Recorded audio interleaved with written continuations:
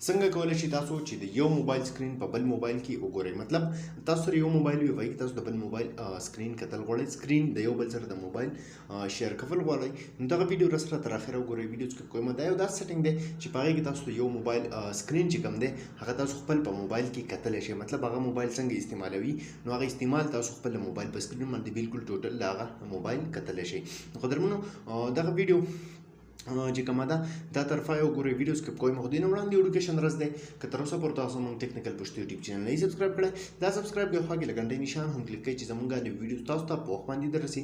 نو دې لپاره به دغه کوم اپلیکیشن چې دی دا به تاسو د ډسکرپشن نه یا د کمنټس نه خپل موبایل ته را ډاونلوډ کړئ. کله هم چې دغه اپلیکیشن تاسو خپل موبایل ته را ډاونلوډ کړئ نو تاسو ته به داسې شان یو انټرفیس راشي. ټیک ده، دلته کې تاسو ګورئ نو تاسو له یو آپشن راکړی دی د سټارټ. د سټارټ نه بعد به تاسو نه بیا یو پرمیشن غواړي، سمپل هم هغه پرمیشن به تاسو دله ورکړئ. بیا به تاسو ته درې آپشن چې کوم دي دلته کې راشي. دلته کې تاسو ګورئ سکرین شیرینګ تاسو ته لیکلی دی. ټیک ده، کریټ سکرین شیرینګ کوم آپشن چې دی په دې به تاسو کلیک وکړئ. دا ستاسو جنرال آی ډي ده. بیا به تاسو وکړئ په بل موبایل کې به دغه ایپ تاسو سره انسټال وي. ټیک ده، نو دا به تاسو دې ځای کې نه څه کوئ، دا به کافي کوئ، هغه ته به یې ولېږئ. یا دلته کې سټارټ کوم شیرینګ یور سکرین چې دی په دې به تاسو کلیک وکړئ.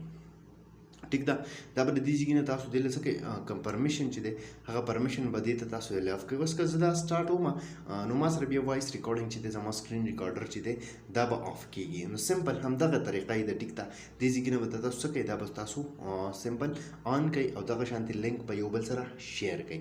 کوم موبایل سکرین چې تاسو خپل په موبایل کې کتل غواړئ په دې طریقه تاسو دا کولی شئ. یا هغې نه تاسو یو کوډ راواغستو چینل هغه به دلته کې تاسو ورکړئ کنیکټ. مطلب دوه موبایل به تاسو یو بل سره اول کنیکټ کوئ څنګه چې تاسو ذات یا یو بل سره کنیکټ کوئ. دې نه علاوه تاسو کمپیوټر ته هم دغه شان د موبایل سکرین چې کوم دی په دې طریقې سره کنیکټ کولی شئ. دا یو ډېر ښکلی سیټینګ دی ملګرو د موبایل دپاره او امید لرم چې تاسو ټولو به ډېر زیات خوښ شوی هم یي. که خوښ شوی وي لایک یې کړئ، چینل سبسکرایبول مه هېروئ، ملګرو سره یې شیر کړئ. تر بلې ویډیو د خپل ځان ډېر زیات خیال ساتئ. د خدای په امان.